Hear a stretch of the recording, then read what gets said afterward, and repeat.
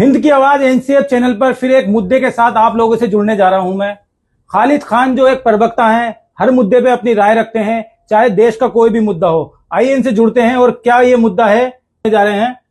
खालिद खान, आप लगातार हर मुद्दे पे मेरे चैनल के माध्यम से, अन्य चैनलों के माध्यम से भी अपनी राय रखते आए हैं, तो आज का मुद्दा क्या है, किन मुद्दों पे आप बात करने जा रहे हैं आज? देखिए इमरान भाई, मुद्दे तो हम डिसाइड नहीं करते हैं। आप इंटरव्यू लेने आए हुए हैं, जिस मुद्दे पर जो भी बर्निंग इश्यूज हैं आज के, जिस मुद्दे पे चाहे आप सवाल पूछें, उसका प्रॉपर जवाब दिया जाएगा इंशाल्लाह। अच्छा, मैं आज बात करूंगा वक्फ बिल पर। पूरे देश में एक तरफ विरोध हो रहा है, कुछ लोग इसे पसंद भी कर रहे हैं, तो आप इसे किस नजर से देख रहे हैं? नहीं, वक्फ बिल क्या है कि इसमें कोई संशोधन की रिक्वायरमेंट नहीं थी। जिस तरीके से इसे हवा बनाया जा रहा है, जिस तरीके से मुसलमानों के खिलाफ जाकर के संशोधन किया जा रहा है, ये संशोधन नहीं है, वक्फ बोर्ड पर डकैती है। मुसलमानों की इस प्रॉपर्टी पर यह डाका डाला जा रहा है इस सरकार के द्वारा। आज तक भारत की जितनी भी संपत्ति थी, पूंजी थी, सारे अपने मित्रों के दे दिए, अडानी को, अंबानी को दे करके आज वो फायदे उठा रहे। गरीब इंसान वहीं का वहीं रह गया, बल्कि और गरीब होता गया।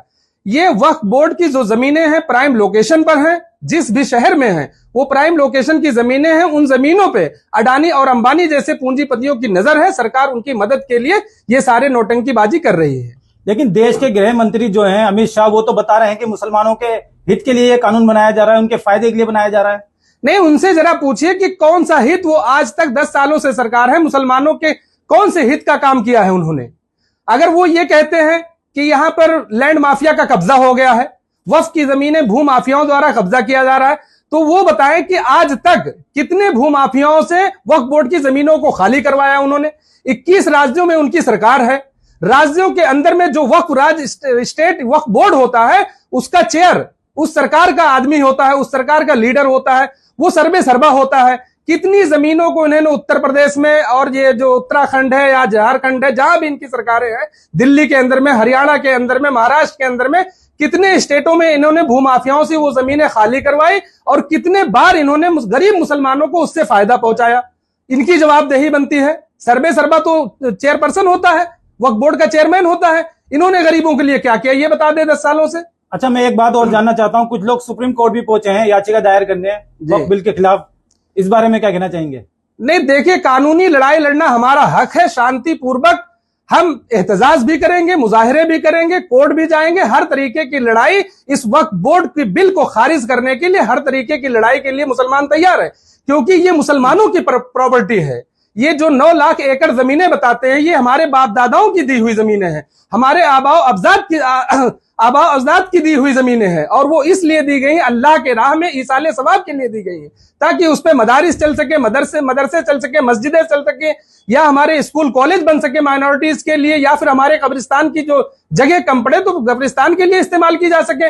उस पर अंबानी और अडानी जैसे लोगों का अगर उस पर कब्जा होगा तो हमारा विरोध ये वाजिब है और हमको करना जरूरी है, हम पर लाजमी है। हर मुसलमान पर यह लाजिम है कि वो इसकी मुखालफत करे, क्योंकि आज ये जिस तरीके से हमारे मदारिस और मसाजिदों पर अटैक कर रहे हैं, आप संभल को ले लीजिए, और 10 एग्जाम्पल्स हैं इस भारत के अंदर में, 10 एग्जाम्पल हैं जहां पर मस्जिद और मदरसों को छीनने का काम किया जा रहा है। ये एक उसी का दूसरा रूप है।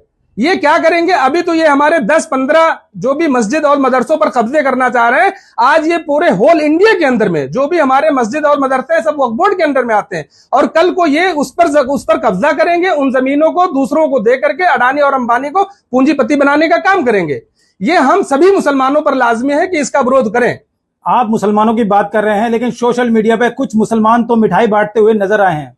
देखिए, मिठाई बांटने वाले वो भी मुसलमान हैं, लेकिन उन्हें गुमराह किया गया है। गुमराह किसने किया है? जो कुछ चंद मुसलमान बीजेपी के दलाल हैं, बीजेपी के लिए काम कर रहे हैं। उनको ये नहीं पता है कि इसका रिजल्ट क्या होने जा रहा है आने वाले दिनों में।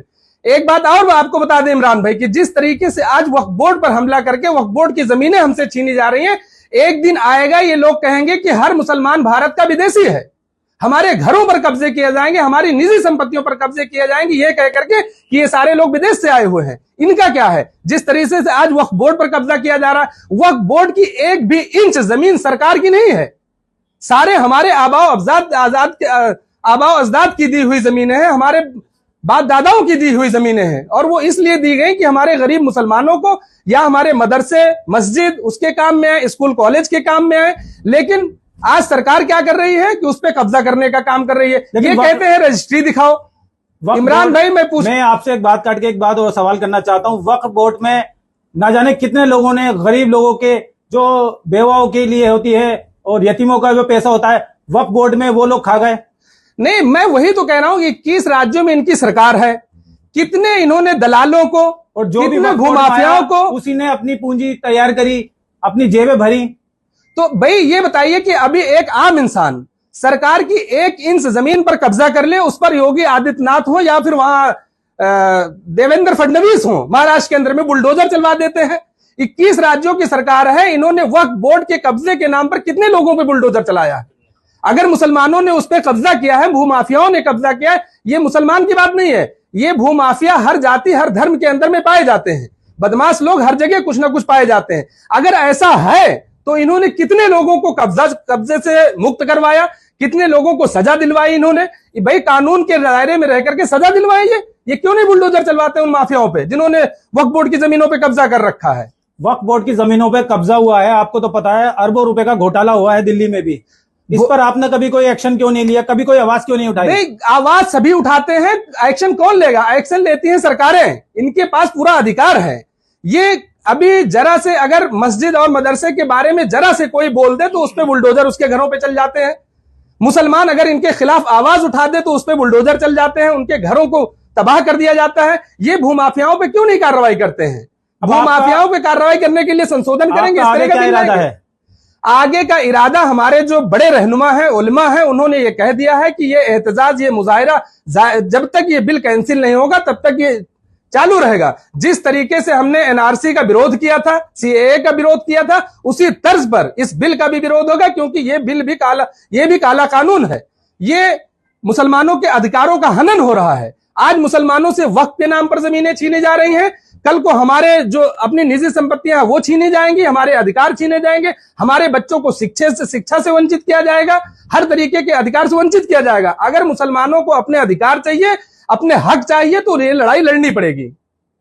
क्या संदेश देना चाहेंगे तमाम हिंदुस्तान के मुसलमानों को आप?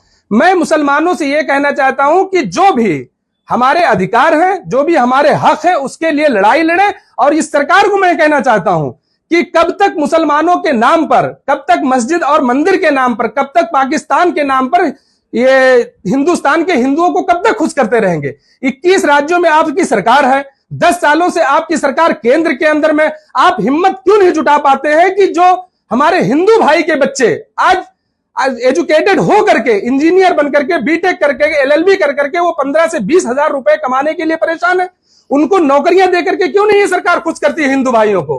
क्यों हमारे मस्जिदों पे हमले करके उनको खुश कब तक करते रहेंगे? कब तक हमारे बच्चों को बुलडोजर चला करके, हमारे घरों पर बुलडोजर चला करके कब तक उन्हें खुश करेंगे? इनको अब हिम्मत जुटानी चाहिए, महिलाओं की सुरक्षा दीजिए, उनको, हिंदू भाइयों को नौकरियां दीजिए। मुसलमान एक नौकरी नहीं मांगता है। मैं इन सरकार से डिमांड करता हूं कि अगर वो भारत के हिंदुओं को खुश करना चाहते हैं, उनके बच्चों को 100% बच्चों को नौकरियां दें, जो भी एजुकेटेड है, जो ग्रेजुएट है, उनको नौकरियां दें। मुसलमान के बच्चों को नौकरियां नहीं चाहिए। मुसलमान इस देश के अंदर में तरक्की चाहता है, खुशहाली चाहता है, बाकी कुछ नहीं चाहता है। जो भी सरकार द्वारा जो भी फायदे पहुंचाना चाहते हैं हिंदू भाइयों को पहुंचाए, हर मुसलमान इस बात का समर्थन करेगा। आप हमारी मस्जिदों पे हमला करके हिंदुओं को खुश करना चाहते हैं, उनके बच्चों के हाथों में जहां आज कंप्यूटर होना चाहिए था, लैपटॉप होना चाहिए था, एक बड़ी डिग्रियां होनी चाहिए थी, उनके हाथों में लाठी डंडे दिए जा रहे हैं, तलवारें पकड़ाई जा रही हैं, उनको उग्र बनाया जा रहा है। आप ऐसे ध्रुवीकरण करके कब तक खुश करते रहेंगे जनता को? आपके अंदर एक हिम्मत जुटाइए। मैं कहता हूं, इस मांग करता हूं कि जितने भी हिंदू भाइयों के बच्चे ग्रेजुएट हैं, जो भी पढ़े लिखे हैं, जो शिक्षित हैं, उन्हें आप 100% नौकरियां दीजिए। एक मुसलमान अगर चूं से पूं करेगा तो बताना आप। चलिए, बहुत बहुत शुक्रिया आपका हमसे जुड़ने के लिए खालिद। तो मैं ये दिखा दूं, खालिद खान लगातार देश के हर बड़े मुद्दे पे अपनी आवाज उठाते आए हैं। मौजपुर से बिलोंग करते हैं, सुल्तानपुर वाले ये कहलाए जाते हैं। आपकी क्या राय है? आप कमेंट करके जरूर बताएं और जो भी आपकी राय हो जरूर दें।